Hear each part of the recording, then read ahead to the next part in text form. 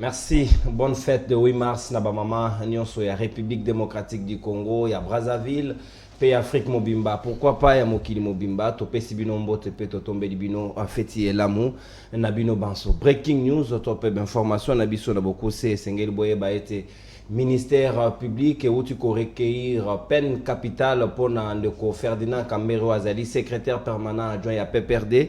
Na poursuite ya Baloba qui infraction à commettre qui contre Moko ya Bayi PPRDP Ndeko Arma Kabambi Baba qui va poursuivre qui est pour na cause et blessure volontaire mais infraction échangée qui qui peut tentative ya meurtre na yangonde ministère public et ko recueillir pour na peine capitale ali ko plaider penza lobi azo que reconnaître ba fait wanate lolenge nini bango ba ko sala makambo na penza yo ko tungisa ye mingi makasi ya mibale esenge na bino boye ba ete na mokolo ya milulu ebongise mi pona ba maman ministre ya genre famille et enfant a jamais déjà na ville ya Mbandaka na Équateur et pas iwapi a ko lancer ba activité pona mayo etali milulu ya mayo etali makambo ya basi pe a ko senga bango ba méditer autour ya thématique o ezali lié pona environnement yango pena to kobeta lisolo yango na ba maman ba eli na biso pe boye biete mayo etali genre ezali kaka apanage ya ba maman pambate esengeli koti ya ba maman na ba papa pona ko sala équilibre ya genre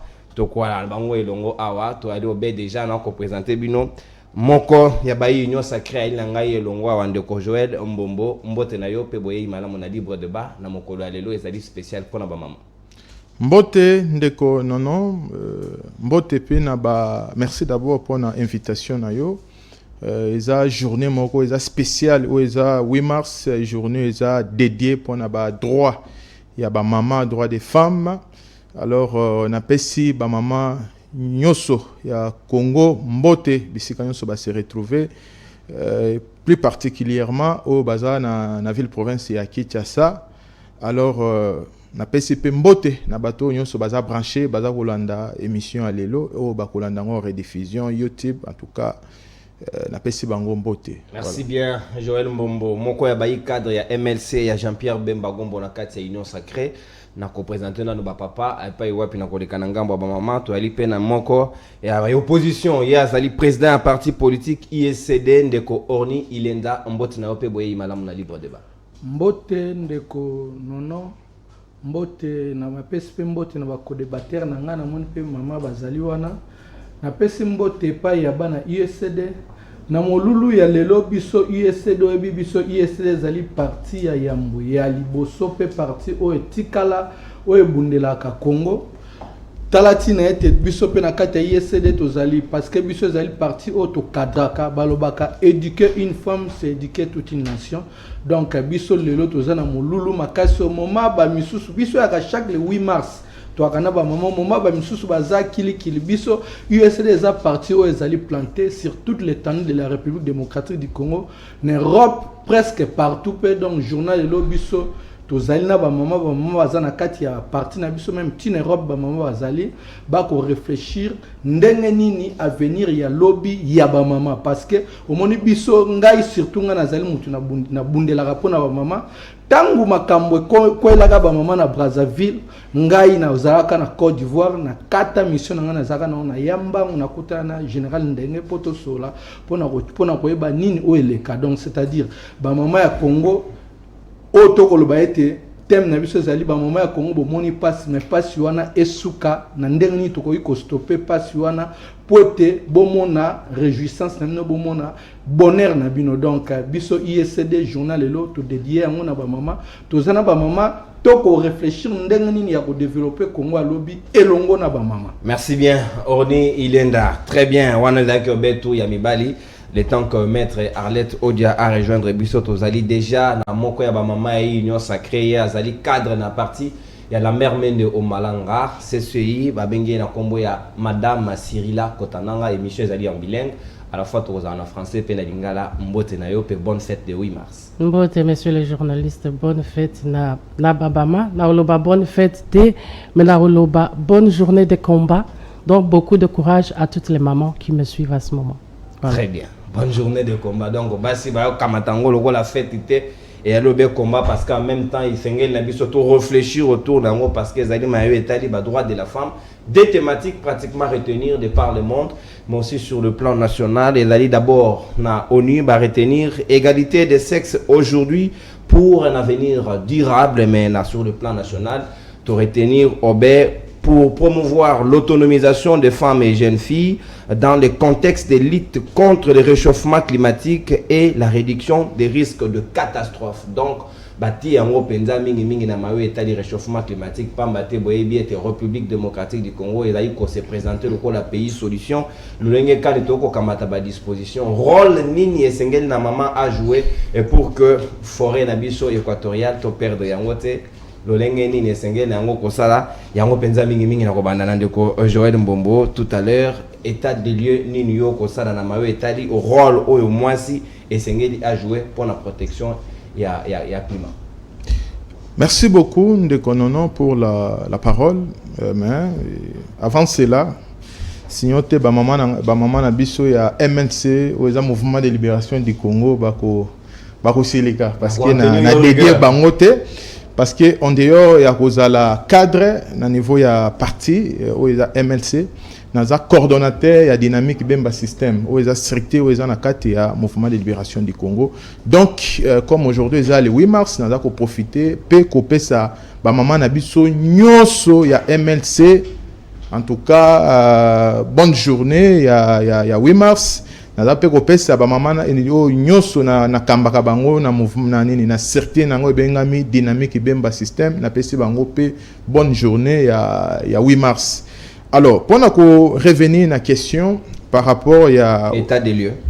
État des lieux. Bon, nous devons d'abord savoir que journée il y a 8 mars, et Bandaki, ça tire de leur origine depuis longtemps. Et Bandaki, aux États-Unis, ça remonte depuis 1857, ou à New York, où maman, ici, Bandaki qui travaillait, Bandaki qui Bandaki na moi discrimination, Bandaki maltraité, ainsi de suite. Ndé, Bandaki peut ça là, manifestation dans le sens il y a qu'on réclamer droit na bango ba reconnaître musalo bandai ko sala yango anande depuis on a jusqu'à présent pendenge ya ki kozoa et kozoa proportion moko ya munene ba reconnaître yango et puis voilà na niveau ya mboka na biso comme thématique est basée sur égalité c'est qu'est-ce que j'ai dit l'autonomisation des femmes et filles dans le contexte de lutte contre les changements climatiques. Alors, ce que déjà dans le cannabis, parmi, d'abord, il faut taler à niveau de cannabis à ce qui concerne parité d'abord, avant que ouvrir un peu sur le sujet. Au moins que la parité ça a évolué. Si vous par exemple dans le gouvernement, il y a fait Kizenga, tozalaki na 8 femmes au bazaki ko composer gouvernement, 5 femmes plutôt au bazaki composer gouvernement on a tozui Muzi tozalaki 5 femmes, tozui Matata 7 femmes, Badi Banga 8 femmes, Chibala 8 et Ilunkamba 10 femmes, maintenant avec Sama Lukonde et 15 femmes où ils ont représenté déjà 27% ya ba maman. C'est-à-dire qu'on parle déjà de la parité parce que c'est autant l'article 14 de la Constitution c'est là on parle plus de ça. Là on va voir que non, il y a quand même il faut que l'oblassi égalité tout ça. Alors ce qu'on moni au fur et à mesure ba gouvernement ils ont changer. Aux hommes on appelle ba maman ba comme responsabiliser. Toujours le bela makambo ya réchauffement climatique. Nous avons la chance chez nous, on a notre secrétaire général maman F Bazé, c'est elle qui pilote ces grands ministères où il y a ministère il y a environnement et grâce à IEP na COP 26 tant bakendeki na mboka ni Glasgow je crois bakendeki kuna et RDC pour la toute première fois a eu la chance ya Rosambon le rôle à 500 millions de dollars au pesa qui na terme il y a reconnaissance par rapport il y a forêt où tout ça qu'on disposer na mboka na biso c'est-à-dire que maman baza ko travailler mais moi je vais plus dans le sens que maman ils ont été réclamer, dans la faiblesse ou soit aux autres travailler, tu es là, mais tu réclames non. Il faut qu'on travaille. On se comprend. Alors, le travail, ils ont la chapeauté par un couronnement. Parce que si lorsque nous parlons peut-être dans la partie politique, ils ont maman au bazar brave, c'est rare. Ils ont mingi penza ba kota kate. Mingi bazaka ba mona ka politique, ezaka musika c'est la raison pour laquelle même sotali tona bango ezaka moins faible. Mais il faut travailler avec les militantismes, les sacrifices, abnégation et puis commenter. Donc, je crois qu'à ce qui concerne Makamboya, droit des femmes, par rapport à remonter par rapport à la jeunesse, qu'on réclamer. Parce que le réchauffement climatique, c'est bien bon. Mais avant, c'était d'abord réclamation, il y a parité. Que bango peut pas part égale par rapport il y a papa ok, ce qu'on appelle la part des lions. Mais au fur et à mesure, tant ils ont évolué, on appelle que moi pourcentage ils ont commenté. Actuellement le gouvernement Sama Lukonde, ça a 27%. Tout le monde le la banque centrale, on a tout ça na mama, tout le monde a DGDA, tout ça na mama. Donc donc évolution ils a ébélé, mais comme tous les termes spécifiques concernant le réchauffement climatique, va canaliser l'énergie comment voir contribution à bango pour lutter contre le réchauffement climatique, tout ça et aider ma casse. Très bien, merci bien, maître Arlette Odia, corrigeant de Bissé déjà comme à plateau. Maman à Cyrila Kotananga, Kokina en français parce que monsieur Dalina bilingue, il n'y a pas de problème. Le Lengeni Yoko Sala état des lieux et la situation, il y a moins si topé il y a jeune fille dans la République démocratique du Congo, Nangonga Lelo, au regard il y a terme va retenir pour la Italie réchauffement climatique.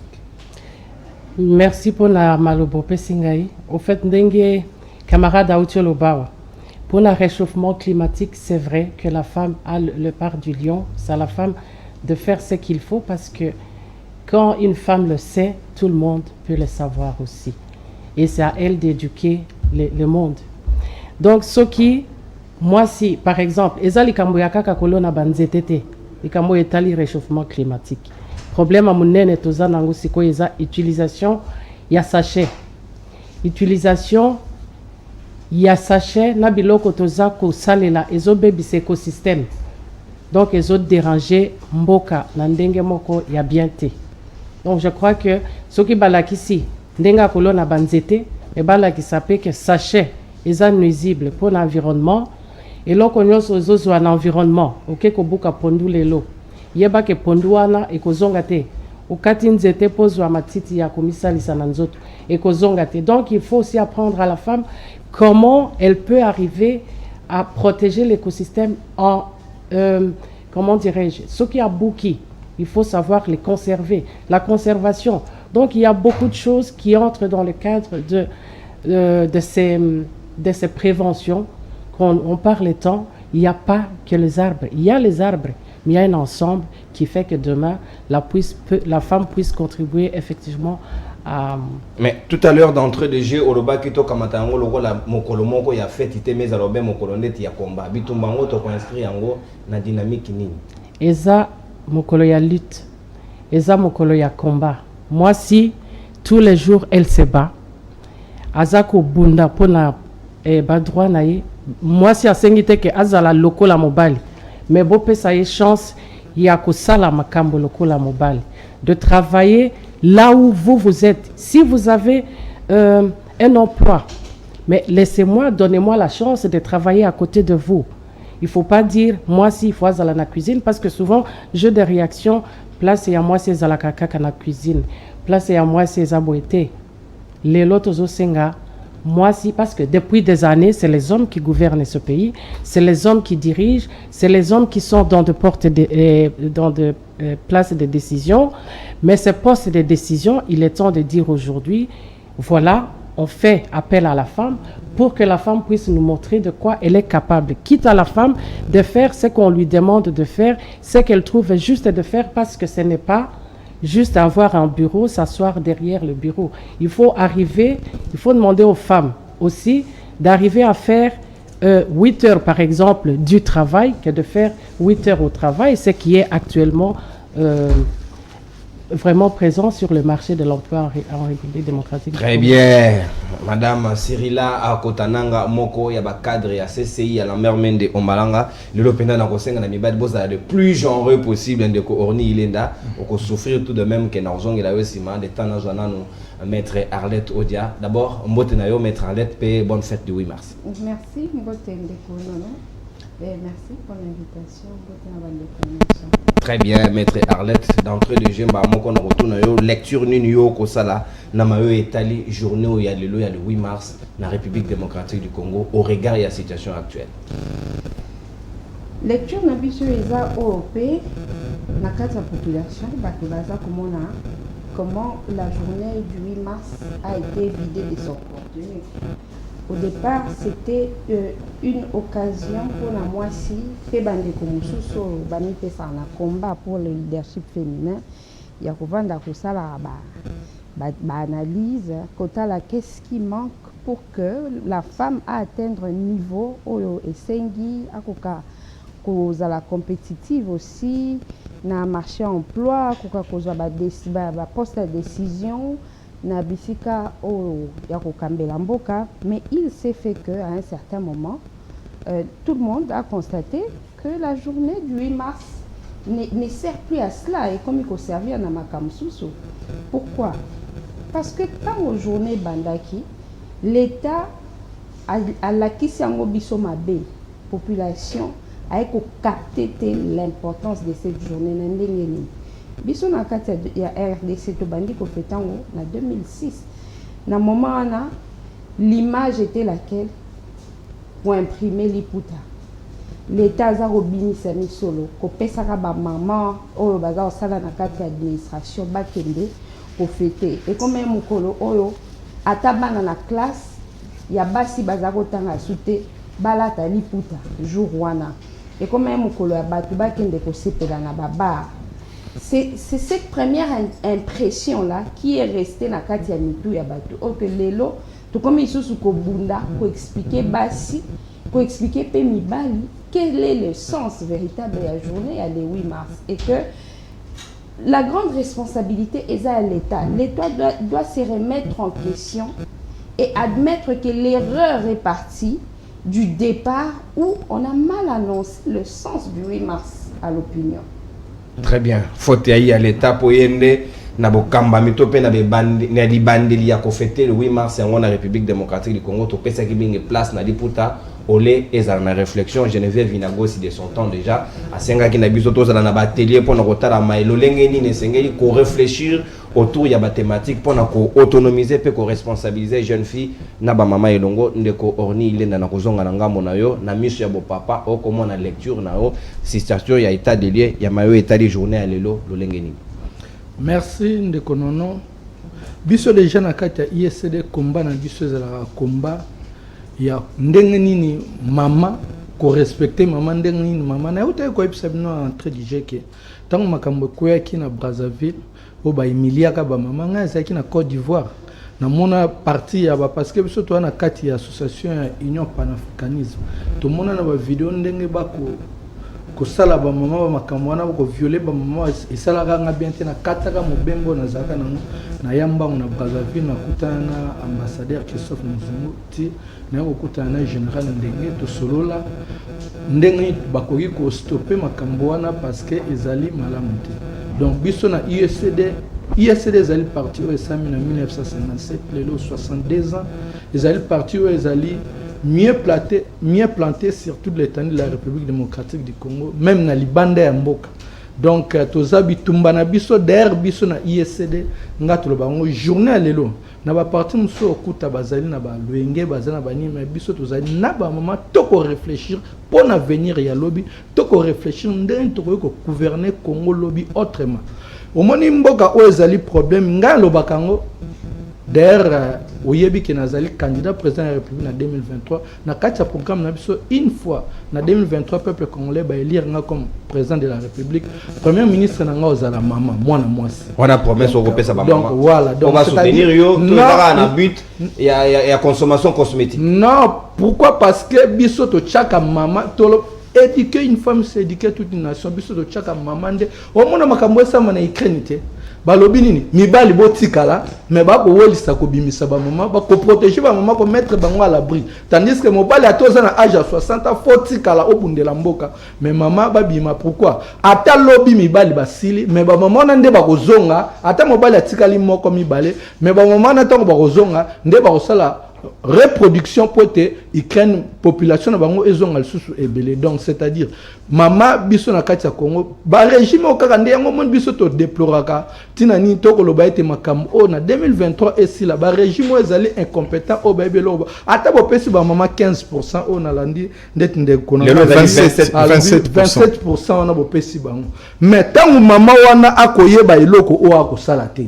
Tangu ba mama wana ba mipesi tant ba mama na bino boko komisa bango ba biloko moko ya pamba tant ba mama boko pesa bango poste en même temps oko promettre que mama pesa onzoto oko promettre mama poste oko senga mama eloko moko pesa on retour. Donc yango moni ba régime oyo ya mabe régime leki ya ndeko Kabila na régime encore ya mabe le plus pire régime ya malédiction ya ndeko Chilombo obiso de lobaka ete régime ezaki mal préparé on ndeko Chilombo ebaka teke na vina ya comme président azaka boulette papa nanga papa Etienne Tshisekedi ya kozala président nga ba ndrobe nga mona président. Par malédiction, papa Etienne a Koufi en 2017, par accident, directement, Kabila pas moni que c'est un produit, on a profité, Kabila a fabriqué, Etienne nommé le loi comme président, donc c'est-à-dire, a yebagelo quoi quoi au salati, yango moni était, maman zali toujours na valeur te, soko kiti, au moni na quoi biso, pour être maman na biso bazali na valeur te, kita to ko lobela ba maman, mais kita lelo, à partir il y a 15 heures, au komona oe salama. Tito comme à 23h. Pour na ba maman, au monde ba maman ba ko tambola presque moitié ni. Au monika ali puta, au moni ba maman otona bango ana plateau baza ba maman baza responsable ndeti balati o. Momo na ka panango, mais balati on na ndenge moko ezake sous-vêtement des hormones. Donc c'est-à-dire journée na bango ya fête. Oko mona donc on est sengé na l'état ndakamata ba disposition. Yango to ba l'état wazali incompétent raté na société. Yango to lobite e senga na l'état wazali responsable. Donc l'État est incompétent, ou ayebelo ko sate, ou ayeli obel ko kuya mosolo ya l'État, l'État ayeli obeli ko zombongo ko tonga hier, donc c'est-à-dire l'État wana azali na posa, azam même pas ko boulette Congo ya lobby parce que auto ko sa lelo, ndeko nanga tambola même na Bangola, même na ba Brazza, au mona ete ndeti ba bas ba maman na biso parce que ba benga biso toujours ba zairoise. Ndenge ba mona ka bango eloko pamba. Mais au monde que partout au monde il y a des femmes centrafricaines, il y a des femmes sénégalaises, mais au monde que femmes zaïroises, au bango babenga, tandis que tout ça, le lot comment ba donc c'est-à-dire ba pesa ka bango toujours valeur te. Elingi oloba faiblesse il y a l'état na biso est faible. Donc il y a un moni biso na kati ISD to koloba ete maman de to ko chia ye liboso. Pourquoi? Parce que ceux qui ba rester le la maman zali faible. Ceux qui maman to chia liboso maman zu valeur na ye partout ba ko respecter mboka na biso. Merci Ndeko Orly Ilenda. Malamo on a na katsa nanga mo Ndeko Joël Mbombo moko sofu tout de même na banana maître Arlette Odia pour raison de problème. Voilà et puis dans ongela yo tout à l'heure maître Arlette constitution to pe mo bekoli konzi ya République démocratique du Congo l'article 14 et kopé sandingisa que sengeli na mboka oto za égalité parité 50-50. Mais le lenge nini le loko mangali kambu ya bakota ba pesaka mwasi on dirait comme yamawa. Pourquoi pas militer de telle en sorte que ezala penza ndenge mobeko lobby ceux qui ba ko ça le gouvernement par exemple ba kanisa bino pour que tout ça la partage égal. Biso toza séduit hein lingomba ya structure ya société civile toza ko partager vraiment les convictions il y a ba o ba kanisaka que il faudrait tokende dans système à quota. J'ai toujours considéré que même makambo à quota c'est une façon kaka il y a pour réduire la capacité pour la femme n'a pas atteindre la force responsable, la haute responsabilité. Batiela kambo bali quota te. Pourquoi il faudrait que batiela moi si quota? Le grand effort doit être fourni pour sensibiliser la femme parce que quand la femme est suffisamment sensibilisée, elle va se battre paix à rejoindre. Il y a aussi les lots qui basi, basa par exemple 50% ou 60% à obtenir ma place dans la institution. Barolba que non, bino, il faut qu'à 30, on va récaler les femmes parce que la simple raison, quand on a bino à 30%, non. Biso doit vous partager vision à la télévision, la biso que l'État a joué son rôle. Le rôle de sensibiliser la femme. Une femme sensibilisée saura comment poser un acte comme instance de décision. Tant on décroise le baquet, bango ko bunda na bango yozala. Et moi c'est la liboso. Pour la société civile, on trouve que c'est une démagogie. Ce n'est pas comme ça à la volée de Borolobaque. moi 6 fois à Liboso, mais dans la pratique, avant même que Bozo Bokonzi, qu'est-ce que vous faites pour que la femme soit suffisamment sensibilisée, de sorte qu'au moment où Bino Bokonzi, qu'elle soit capable d'atteindre un niveau. C'est ça le discours politique Namboka Biso et à l'écart de ce qui est essentiel. Quand un politique ou alors un compatriote a au vent d'Akoroba que l'État n'a pas été Liboso, c'est une, pour nous, c'est une malhonnêteté intellectuelle. Constitution Abisso Mboka et l'engeli continuité de l'État. Ça veut dire que ndenge ba gouvernement va se succéder, ndenge ba régime va succéder. Chaque régime est en train de faire sa part. Natangoya Joseph Kabila Tangoyaki, est-ce que l'élection est qui Salema à travers les urnes? Non, mais Tangoye, dès que vous avez un cycle électoral, tu connaître l'élection en 2006, 2011, 2018, tu reconnaître l'élection en 2023. Natango, il y a Joseph Kabila. Est-ce que Bana Batangaki, une certaine catégorie à Bana Batangaki gratuitement pendant toute une année, même si aujourd'hui on n'en parle plus, parce que le gouvernement a été défaillant. Il n'a pas su planifier et prendre des dispositions pour que gratuité enseignement est simba. Mais au moins, il y aura des gens qui vous diront que en 2019, en 2020, alors dites à la population ce que vous allez faire au moment où vous serez au pouvoir. Et non que l'ukakaka kota disekeba oh bakamba ki liboso bakamba ki bien. Ça c'est une façon d'implanter la division et la haine na kati ya ba congolais. Et biso to lingi. Donc ba discours à l'olenge wana ezali sous nesika na société. Non, eza nesika te. Biso total, qu'est-ce que ensemble nous pouvons faire pour que Congo etombwama jusqu'à quand tokendaka na ba discours il y a victimisation, il y a diabolisation, il y a diaboliser ma population base sous na confiance na bakambi na bangote. Vous savez qu'est-ce qui a le plus retardé notre pays? Le fait que Mundele aye kokabo la population na bakambi na ye. Alors que bakambi ba réussi saka toujours ceux qui baza na accompagnement ya population. Comme ça la opposition est anime. Eza quoi koyebisa population que biso so etozu bokonzi. On fera mieux sur tel plan, tel plan, tel plan. Et ça forcément te avoir que la population que bango baza au sale de l'autre côté. Non, koyebisa batu que eux ne fournissent pas suffisamment d'efforts, nous on en fournirait plus. C'est ça l'opposition constructive. Et nous, en tant que femmes, nous portons ce message-là auprès de la femme au bar Hollanda Bisso et que dans le Bisso au Kotana, politique, l'entrepreneuriat, que nous puissions bannir cette culture de la haine, que nous puissions instaurer la culture de l'unité, parce que pour Nabiso, l'unité n'est que constituer le développement. C'est pourquoi structure Nabiso comme on a collectif pour le développement et l'unité du Congo, c'est du Kansi. Très bien, maître Arlette Odia, coordonnatrice topé présidente Yasedik. Adalipe avocate. Merci de rejoindre Bombo Aoska na kozonga na yo. Moi c'est azaka incompétente parce que ce que le long allemand no kota chancelière Angela Merkel ali na ba compétence ali na ba capacité à ça na qui même fier lobby herba français ba valider ba candidature ba candidat président il y a élection il y a 2022 oyo na moni pratiquement 5 femmes au badali reprise na analyste Marie-Anne Hidalgo adali na kati Marine Le Pen et j'en passe c'est le meilleur. L'olenge kanyo comment est-ce que ma capacité ou notre monde d'être une élection à hauteur pour le cas 2018 car Marie-José il faut que moko l'olenge ni ne sengeli ko promouvoir pour car j'appelle par active na kati ya mayo bayi politique ba ko bongisa pona ba mama. Merci beaucoup Ndeko Nono. Je vais revenir à la question. Avant cela, je vais quand même rebondir sur des choses. Pas Ndeko Orni, c'est ça. Lui, il a parlé que non, le régime actuel, les régimes les plus pires, tout ça. Malédiction pour Malédiction, tout ça. Alors, tant on a bandé, lors de ma première prise de parole, on a coupé ça en termes, il y a pourcentage, il y a évolution. Par rapport, il y a article 14, où il y a une parité, et puis coupé sa chance dans l'union, égalité des sexes, ainsi de suite. Sur Otali, Kobanda, Kondo Kizenga, Kino, maintenant, na Premier ministre Sama Lukonde, il y a des avancées. Parce que pour le moment, le gouvernement actuel, il y a 27%, il y a maman.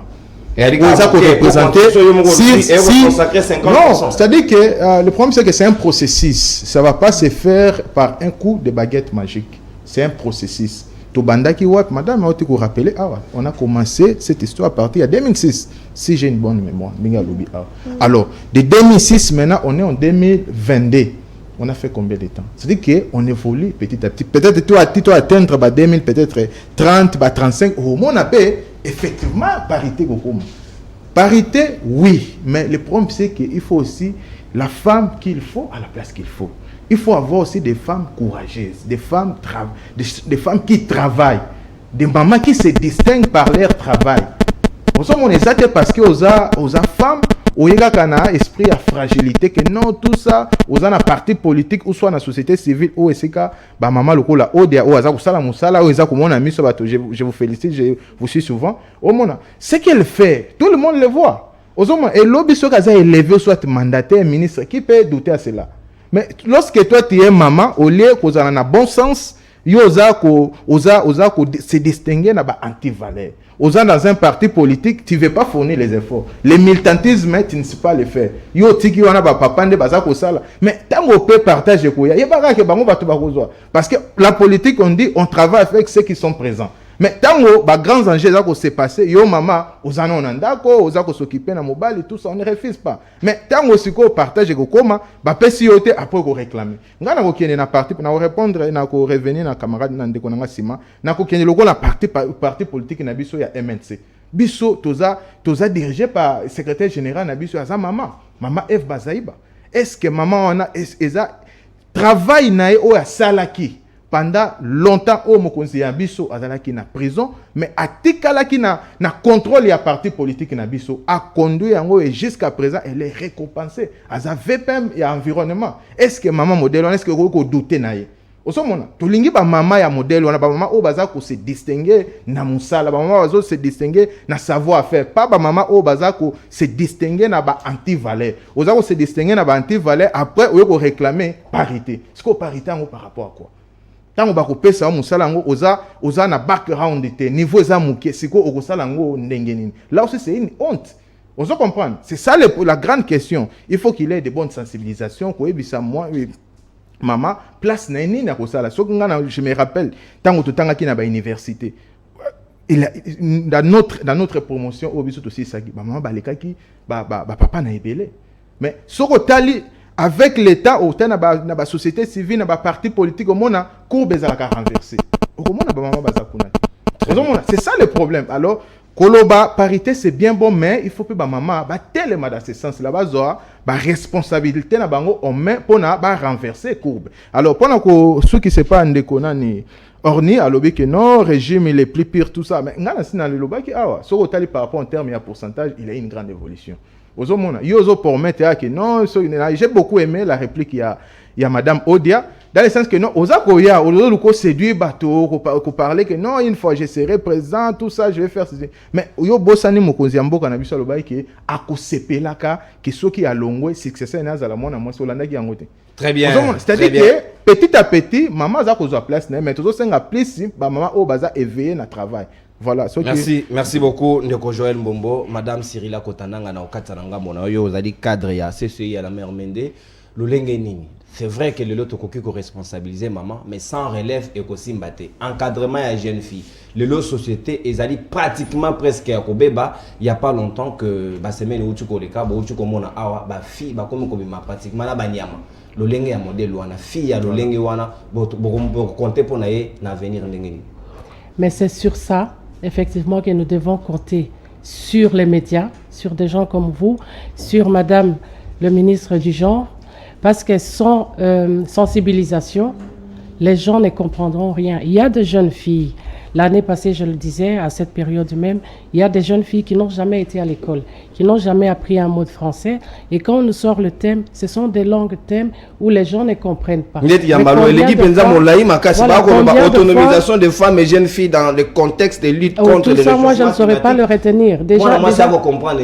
Voilà, ceux qui babani kozwa thème à modèle wana, peut-être les traduire déjà en lingala, chiluba, en swahili, kikongo, quand sais-je encore, et essayer de le faire passer le plus souvent possible à la télévision, expliquer, faire des émissions, faire de théâtre. Parce qu'au Congo, j'ai l'impression qu'on aime beaucoup le théâtre. C'est peut-être par ce genre de... Même à travers musique, et oui, il faut la sensibilisation et encore la sensibilisation. Pour sensibiliser, on met de moyens. L'année passée, on a vu l'histoire de numérique par rapport à la période de Covid. Qu'en est-il du bilan de ce thème de l'année passée? Il y a beaucoup de choses à faire et à la fin, c'est à nous de faire l'introspection et de dire, ben jusqu'à maintenant, qu'est-ce que nous on fait comme effort pour mériter ce qu'on nous donne ou ce que nous devons arracher? Qu'est-ce que nous devons arracher? Et qu'est-ce que nous pouvons faire de ces parts que nous arrachons demain de nos dirigeants? Il ne suffit pas de crier au feu et n'est jamais apporter un seau d'eau pour éteindre ces feux. Le pays va mal, mais c'est aussi l'effort de tous. Ça ne sert à rien de dire et diaboliser. Non, il faut faire l'opposition constructive. Parce que tout ça, pour moi, c'est un passe-temps. Et ça passe-temps, et ça passe. Oui, et ça collecte tango. Voilà, ça collecte tango. Il faut vraiment qu'on ait la côté à sensibilisation d'abord. Maman ya zo salela ndengo lobia solo na matembele na ye. Tanga zo kende ko sala bilanga. Ye akoya na poko ata mususu aza na télévision te. Aza na télévision courant ezate. Moyen ni mususu ya koki ko yeba thème oyo. Ba mususu ba yeba kutu te ke moya femme batia ka thème. Et quand ça arrive, comme madame a dit, je m'excuse, vous avez dit que c'était bilingue, donc... Oui. Et ça, il faut que ça la bapagne, ma puta. Moi, j'ai déjà vu ça, na ba ministère, na ba société, banini. Mbongo boni ezole kana kusala maputa wana. Pourtant, il y a de maputa basse classe, oyo, olati lelo, parce que sa journée, ya nini nege bazosa la batterie, kosoki mutakufi. Ben, si on aime tellement le pagne, on peut acheter ça pour les femmes, mais kozwa mbongo wana, kotiango, la sensibilisation, yabana basi. Dernièrement, je vais attaquer peut-être un point qui m'a choqué, qui me choque jusqu'à maintenant. La ville est très sale. Ville les a salité makasi. Salité eza makasi toza na basi ebele wana mboka. Toza na batu ebele obaki ko sensibiliser. Il y a opération Kinbopeto. Et Kinbopeto, on va nous chercher 2 étrangers. D'abord, sans billet. Moi, je ne sais pas quels sont les critères de M. Ngobila pour aller pour nakende kozwa batumi balewana. Parce que ça énerve, hein, ça choque, ça fait mal. Est-ce qu'en Congo, moi, si un modèle, si c'est ça la taille qu'il voudrait, lui, est-ce que Bazate? Est-ce qu'il faut ça pour la qualité? Si c'est les hommes de cette qualité qu'il cherche, est-ce que Bazate, transport, Yakuya, bagarre de Yatiela Kibango, voiture, carburant, tout ça, mais il contribue aussi à la pollution. Combien de véhicules sont allés chercher? Gaz, boni, oba, quand on est allé chercher ces gens. Donc, c'est tous ces paramètres qu'il faut prendre en compte. Nous devons, chacun de nous, hommes, femmes, qu'on soit conscience que l'avenir est en Bokoyo. Et nous aurons des comptes à rendre aux générations à venir.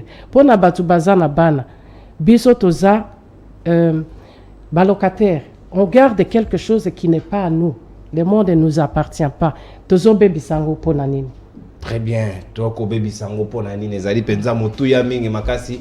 Maman Cyrila Kotananga. Mayo maman ba kolobe ko tout na monte mandeko orni ilenda yo banzi ndenge nini. Esenge na biso ni to maître penza to tia curseur mingi na mawe tali sensibilisation ya jeune fille pour que to koyi qui a été Congo alobeza la malamu sinon to ko bebi sa société. Mende konono. Tout ton loya makamnanga nyos na koloba eti na parti na biso c'est la sensibilisation o na kolobela. Ngana kolobela ndeko Joël, ngana kolobela ba réalité ezali sur le terrain. Yongo na bisaki, yongo temps na lobiete biso ba maman de bazali liboso. Pourquoi? Parce que ba maman de batu à part au moins ba maman à part kozala koya kosala à part kosala ni mais maman pe mutunde a édikaka mwana pour être mwana lobi ya koma mutu. C'est maman et ça papa te. Yongo ni biso tong biso na tout ton long ya parcours na kolobela sensibilisation. ndeko nanga tango lobi ete ndeko na biso Chilombo alobaki ete après ye arosala soki nini aroluka après ye zala mwana mwasi nda succédé. Oui, ezali ba deal na bango basalaka na ndeko Kabila ete ya sala 5 ans après 5 articles la maman Olive mais Congo eza ndeko Chilombo tena ndeko. Yo on déjà maman Olive. Oui, ezali ya on a biso Congo. Ezali mabeto madame. Ezali mabe pourquoi parce que tozali na démocratie pouvoir ezali au peuple. Donc peuple des fois pour la souveraineté ezali na maboko peuple. Na 2023 tant biso to koyanga na koya na bilan ya 250 na koya na budget ya 250 milliards de dollars. Candidat nini wa kotelema devanga wa koya o abimisi déjà même budget à 100 milliards de dollars. O komona donc c'est-à-dire babiloko wana tant to ko ba to travailler na ba maman. C'est-à-dire biso déjà ba maman na biso même ba maman o abiso baza na Congo, même ba maman o a parti na biso baza. D'ailleurs biso tozali parti o yo to travaillaka. Toza bato to sala ngamo déjà naza muta ba domaine wana ya belevage bani donc to sala kango na ba maman. Donc c'est-à-dire même ba maman o abiso o komona différence na biso na 2023 tant ISD to bando diriger tant ngana comme président de la République o mona différence ngana Chilombo pourquoi parce que ba maman abiso ba outé Europe bazali ba maman bazali bazali déjà différence na Chilombo oui na ko kato maloba tena ti yo kaka mo mungu amoke na kati ya monokonde ko ilenda.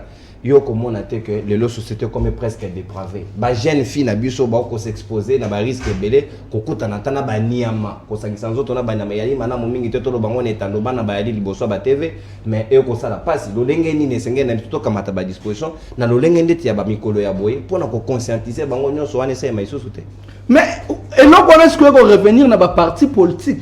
Quel genre de parti politique au toi non biso na ISC na episode que journée o to chaka yango bele to zalana ba mama to solana ba mama to sala ka ba journée musu to ya ba thème échangeaka biso to za bele na ba mama au moins journée le 8 mars to kana ba mama to ezaka le 8 te to zo kango le 8 le 9 le 10 ti le 11 to kana ba mama to ko solana ba mama mais est-ce que kende ko tuna na ba parti politique wana musu est-ce que bazaka ba solaka ni na ba mama biso to wana ba thème ndeti année passée to ça na thème moko vérité réconciliation to ko solana ba mama donc le lope un temps au peut thème ezali donc c'est-à-dire biso ba journée oyo ya on a temps ya on a sa maman nga Arlette Odiamé maman Arlette ezali likambuté ke ya ko luka ko séduire envers ba mama te ezali poto lingi mboka na biso to zali kaka na mboko to voyage ka biso to kenda ko bele ba mboka musika to mona nde ba mboka na ko développer ba mboka na pe to kenda même ba pays mususu Afrique to mona ndenge ba mama na biso monteke na lobi to longwa na Zaïre to koma na Congo mais ba benga ka biso toujours ba Zaïre ba mama biso ba Zaïroise ba ko mona ba soki o mona makambo lobi ya ba ko sala ba nina ba mbwana ba ni ba nyama ba biloko lobi eza batunde albanda ba sala kango bele mais to no ba mboka muso okuta ba mama centrafricaine bazali sénégalaise baza momoni oyo kaka bango ba ko zondire biloko pamba ezali ba mama o abiso ba Zaïre o bango ba ko benga ba Zaïroise ba mama ki yango moni biso de tangue biso ndenge to yebi biloko wana biso to za sur le terrain to yebi makambo wana nde biso to zo énergie na biso to tia yango epai ya ba mama donc ezali pona séduire ba mama te ezali nde pona ete soki to zana ba mama o bazali capable ba mama o ba yebi ke ba ko bundela ezali te ke bo pesa bango par cadeau o promettre ete na ko chao comme ministre salanga te mama ye moko yebi ete nazo ya wana pona azali mayele nazo wana ko bunda wana po ezali droit na ngai donc itala tina ya bitumba na biso ya ISD ezali pona ko séduire ba mama te donc ISD to tchaba mama tina na ko loba ete première ezala peut-être première fois bon mon a été premier ministre azamona moi si pona nini pote mwana mwasi wana azamona mwasi pas ali bien formé parce que biso na ISD parti na biso to eza parti oyo to formaka de lundi jusqu'à vendredi sokoye to formaka ba cadre na biso o ba ko kamba Congo ya lobby donc c'est-à-dire au monde il y a de grands professeurs o ba utara même libanda bayaka na oto yebi na oto ka oleka ana lobby la makambu ya soko landi na ba parti nyonso ya Congo awa eza na parti moko te o batindaka même ba avocat na bango ba ke formation pour le contentieux électoral biso to sala donc c'est-à-dire que les seuls partis na Congo oyo to tchaka mosolo na biso pona ko former ba cadre ko former ba tant to ba cadre ba mama bazana kati ba papa bazana kati pour être lobby tant to zo Congo ya lobby to za na bato ba za capable utile ya ko mema mboko na développement parce que biso to lo ba Congo était éco changer donc c'est-à-dire mboka o ezali na malédiction te bato nde bako ya moment on a lobeli bato ba ko diriger tant oyo parce que tant o depuis ndeko Chilombo za a ko tourner kaka boye C'est la malédiction, donc c'est-à-dire à Memi et Logo Morota Selni. Non, malédiction, c'est la chilo mauvais dans la bocate.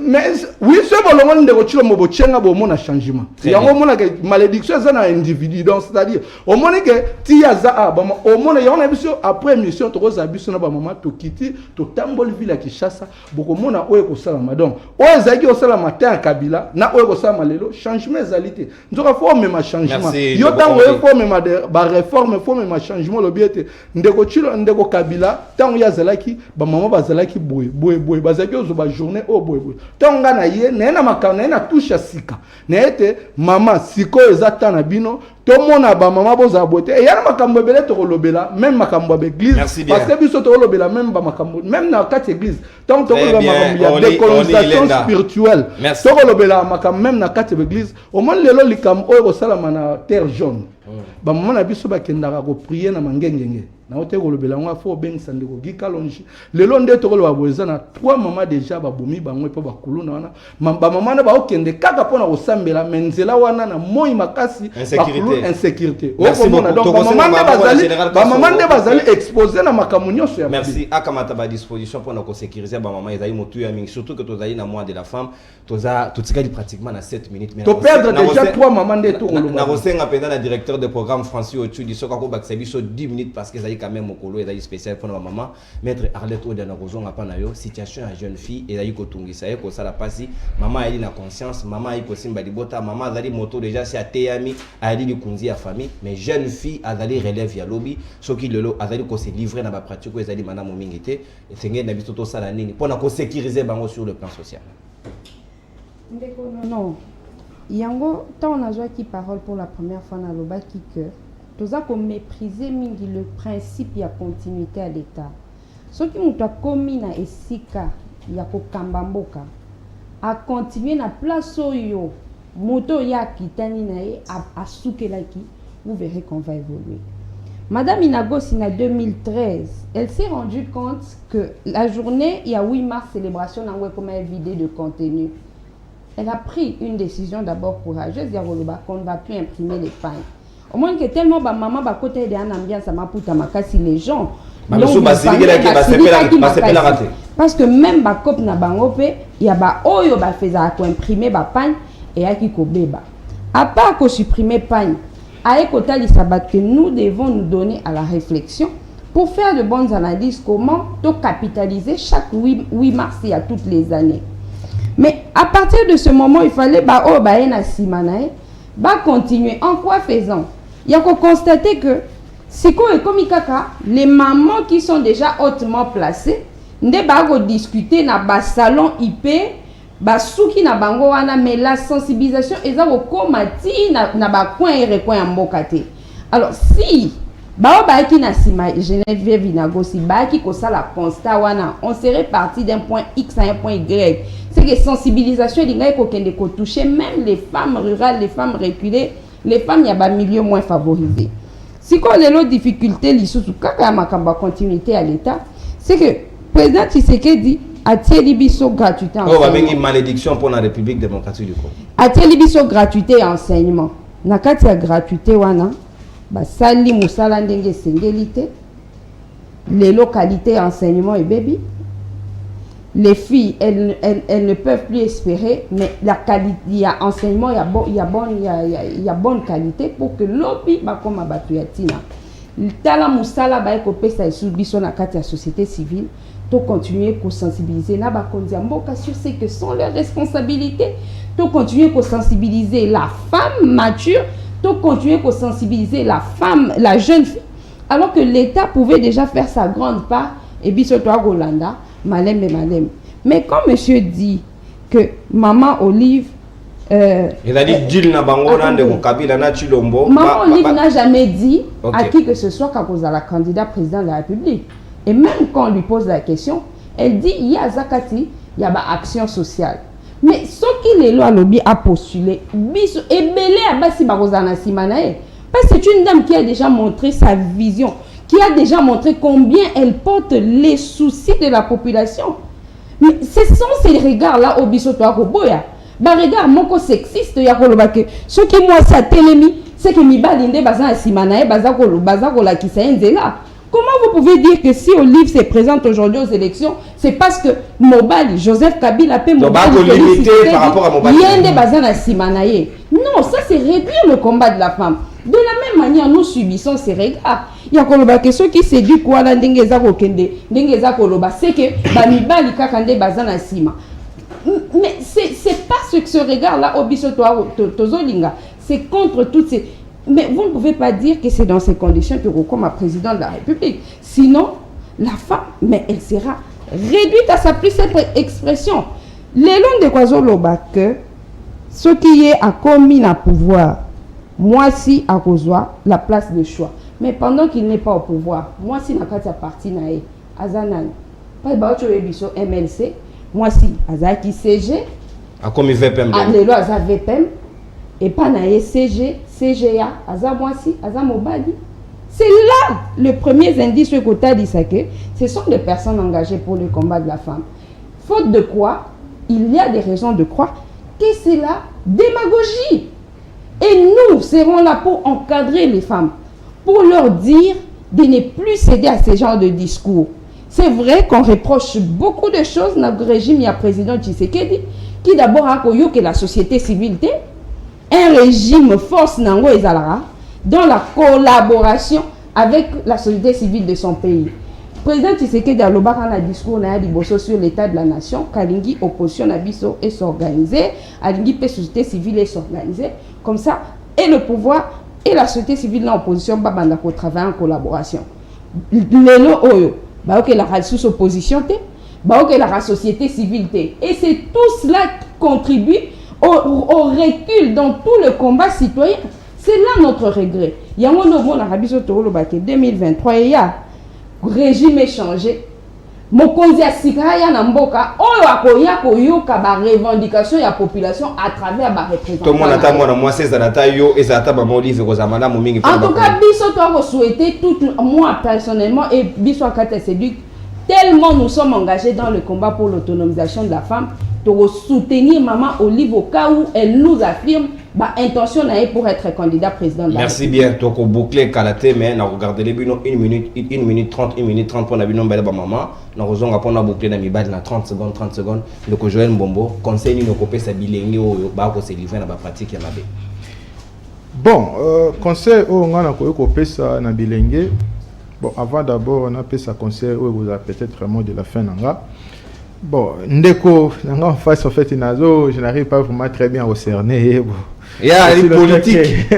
Tous un thème très bien précis, mais lui, il est en train de s'embrouiller. Alors, on va poser ma question simple. Je crois que lorsqu'il aura la parole, il va répondre. Par rapport à l'organigramme, il y a parti à Bango, maman, poste de responsabilité, ni tout ça, et va permettre de comprendre. Parce qu'il a parlé que non, parti n'a existé depuis 1957, depuis que existait jusqu'à présent, la formation, sensibilisation. Basiboni, comment déjà basséger. N'a pas poste de responsabilité. Bon, voilà, ce sont des questions peut-être à répondre, pas comprendre. Alors, pour nous revenir, pour nous conseiller, nous sa maman et ma jeune fille au bazar de l'Andabiso Sikoyo. Et ça, les Cambo, pour réclamer parité, c'est bien bon. Mais le problème aussi plus important, il faut aussi qu'on travaille. Quoi qu'il en soit, place nous sommes au travail, aux en parti politique, aux en la société civile, aux en la, ou soit puis je sais pas moi dans la société ainsi de suite. Bon, le problème c'est que place nous sommes aux là, et à la tête pour nos femmes au tenir compte de la fragilité, on a pour aux oiseaux qui va poste X Y non, c'est-à-dire que travailler, nous sommes bas là ça là, il faut la capacité à ça parce que tant que temps à classe, tous à la cana, bah c'est na mi balle, parce que les courbes souvent c'est plus de femmes bas à la caille. Très bien, conseil n'est pas bilingue, il y a pas se distinguer, bazali to à quelques mamans toza na plateau toza na des dames au baza ko tenir débat qui to ozomona que c'est une c'est eza objet il y a bonne formation toza maman pe na mboka na biso na tangela ko même siko parce que ndeko par exemple ba confusion mingi so tali évolution na biso même na gouverner à banque centrale actuellement c'est une dame natangeli comment on appelle ça la DGDA c'est une dame aussi. tozala ki pe na tango ya nene avant na ni président Mbosso, c'est une dame qui a conduit Assemblée nationale. Merci beaucoup. Merci. C'est-à-dire qu'il y a une évolution, nous devons admettre cela. Très bien, faut pérenniser non, tout c'est le régime qui non. C'est bien bon, mais une fois que peut-être moi poste à responsabilité à mouké tout le monde a nédité et bimi au capité. Très bien, il faut avoir des réserves dans de tels plateaux parce que sinon tu vas recevoir le devoir de mémoire et puis aucun mot à dire. Merci beaucoup. 30 secondes à consommer. Ndeko Orni Ilenda, candidat président en 2023. Yoko bouclé 30 secondes à le temps de ça va moment parce que bon on bazar à l'honneur 1 minute 30 pour que toi aussi ça te comme déjà. Merci de renommer.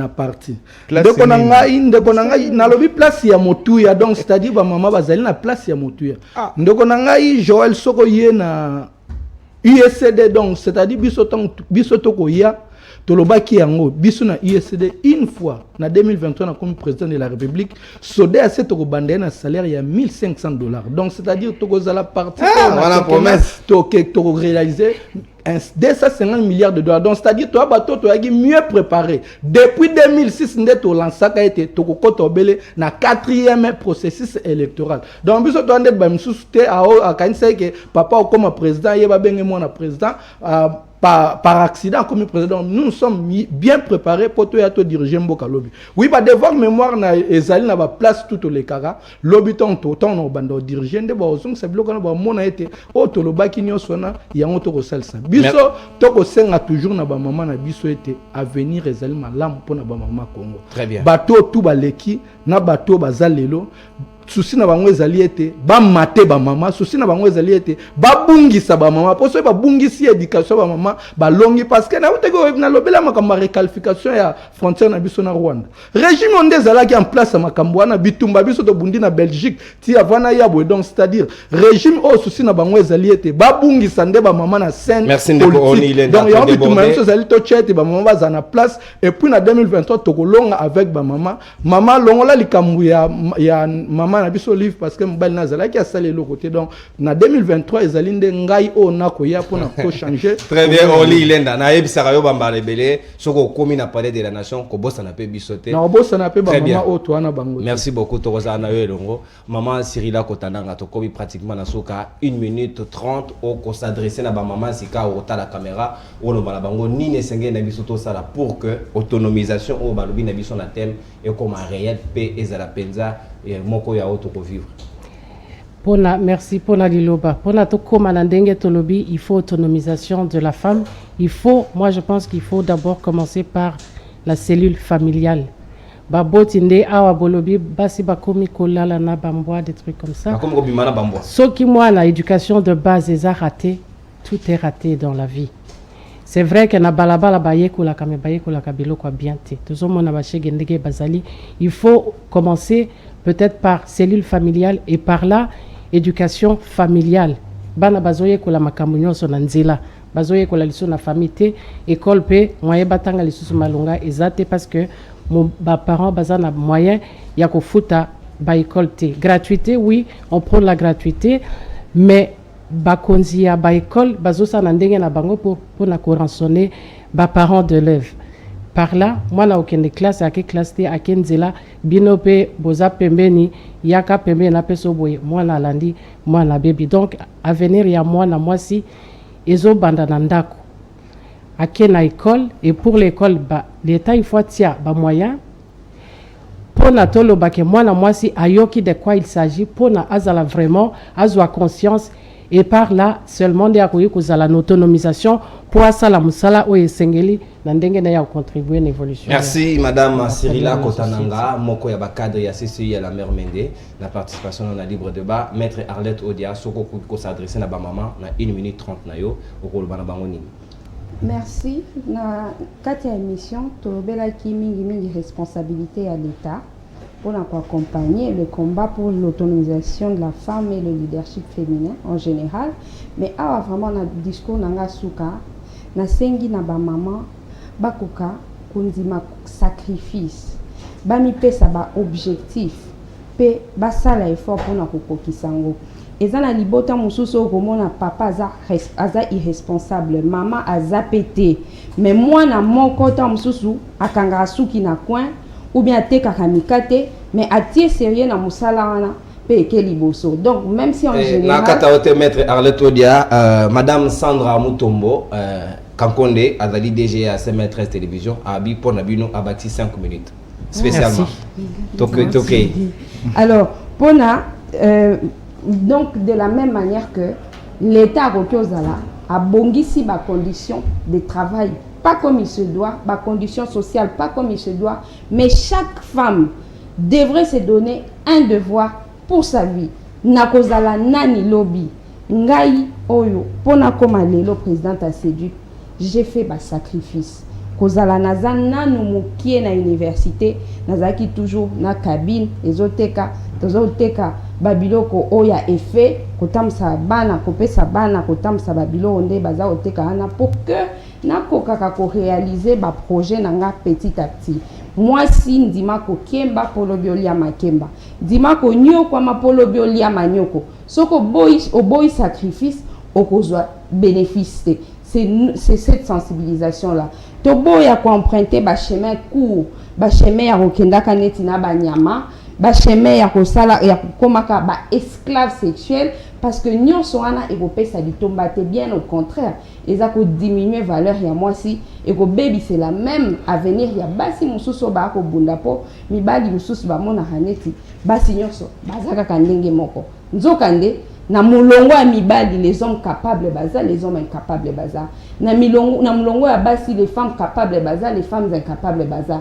Et notre sensibilisation est que pour que de plus en plus tokoma na ba femme capable va servir utilement la nation, va servir utilement la famille, et en cela on aura une RDC requinquée.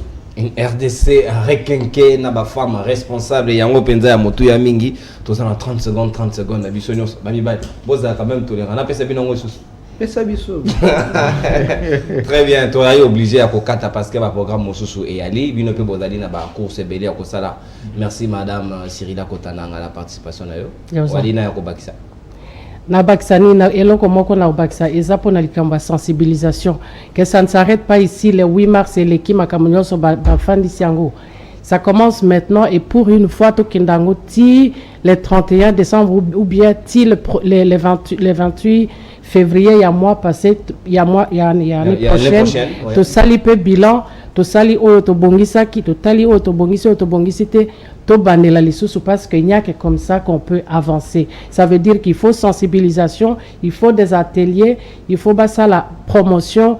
Il y a moi si il y a moi si bala ki saye nzela nini o ya koko landela pour na ko rejoindre madame Odia parce que la facilité nous conduit tout directement vers nos tombes. Allez, facilité pour conduire biso vers le tombe. Jeune fille, sois conscience parce que avenir ya lobby et lobby na maboko na yo ezali motu ya mingi Congo ya lobby ko compter sur bino soki boko se livrer na ba pratique ezali malamu mingi te et da kitoko mingi penzate to rappeler bino thème sur le plan mondial des alliés égalité des sexes aujourd'hui pour un avenir durable, mais c'est aussi sur le plan national to retena ki thème il y a autonomie des femmes et jeunes filles dans le contexte de lutte contre le changement climatique et la réduction de risques des catastrophes. Yango penza za ki motu yo to beti mama na likambo na disolo a to conscientiser bino au travers ba invité ba pesi bino ba conseiller longo banaki to pesi penza matondi mingi na baningo nyonso balandi biso a to kanisi ndeko Chris Monse na moko ya bayi coopéra na changu o ya pesa nga penza plaisir rebelle ndeko Newton pe eska bonino wa ko fêter anniversaire na mokolo lelo na ba mama nyonso ya République démocratique du Congo ya Brazzaville pe ya mokili mobimba to souhaiter bino fête malamu ya 8 mars na bino nyonso bolandi malamu pe bo continuer surtout programme spécial des alliés na madame Sandra Mutombo Kankonde pe baninga basusu oyo ko bongisa penda lolenge ni journée ko le kabo raté rendez-vous en édition spéciale à suivre sur CM13 télévision. Au revoir et à plus.